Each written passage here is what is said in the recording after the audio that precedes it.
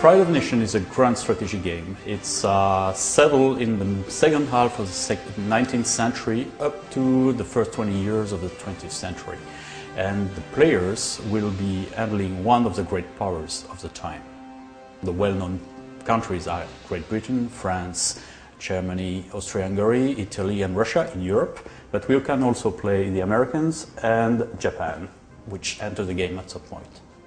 The goal is to accumulate a lot of prestige during the game, and this prestige, which is a kind of currency, is received from different actions.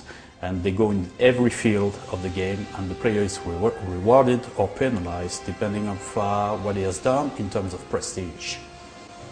So one of the key aspects of the game is to manage how you will develop your colonial empire. And it's done in a very simple way, like drag and dropping items on the map, and there's a wide choice of them. And the good thing is that you are in permanent competition with the other main powers. And there is a permanent race to see who is going to grab the very juicy colony first before the other. And sometimes you have to be clever, because if you acquire a colony in a region that has no interest for your own private business people, then you'll pay it in prestige. The second aspect of this is, of course, territorial conflicts in Europe will probably lead to wars. And so this warfare aspect is important in the game, but it's maybe not as new as the colonial scramble. And the last key points which we want to have the player feel is that it was an era of intense diplomacy.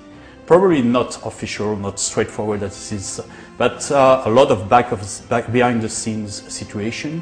And we have introduced a very new system in the game which we call the crisis generator, which at some point in the game a crisis pops up and you have no control over it. It is played more or less like, I would say, a game of poker. Everybody goes at the table and then you just put your money down there and raise the stakes. The trouble is that you never know in the end who is going to win, and it might blow up in your face like nobody solved the crisis and there's the World War. Typically that's what happened in 1914, for example. The reason that this specific time period was chosen is that it offers a lot of different possibilities for players. In this game, we reuse the core Hesiod engine, which has been developed for the last years and have been present in a few products that some of you know already. And the game basically is an engine that renders military operation on the operational and account strategic scale. Now the game brings much more today. So we have still the core Hesiod engine, but we brought a lot of bricks into it. It's like a game of Lego. You have the foundations, and now we have put bricks and it reached the roof now, with modules that were in existence before, like diplomacy, economy, technology. Things like our players from previous game always wanted. They always want more.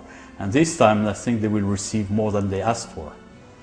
We also added a new feature, which is the possibility to play multiplayer with more than 2 players, which was the case of our previous releases. This time we have up to 8 players playing the different great powers. And even by modding we could have more, but we decided that the gameplay interest was to concentrate on the key 8 major players. The game will require a slightly higher level of experience than our previous titles, because for the simple fact there are many more sections and novelties in this game. It's not only military, you have to handle economics, diplomacy, colonies and things. So that's where the real challenge is, how to master efficiently these aspects. None of them is very complicated, on the contrary, they are very easy to handle. The key of your success in the game will be how you assemble everything into a winning machine.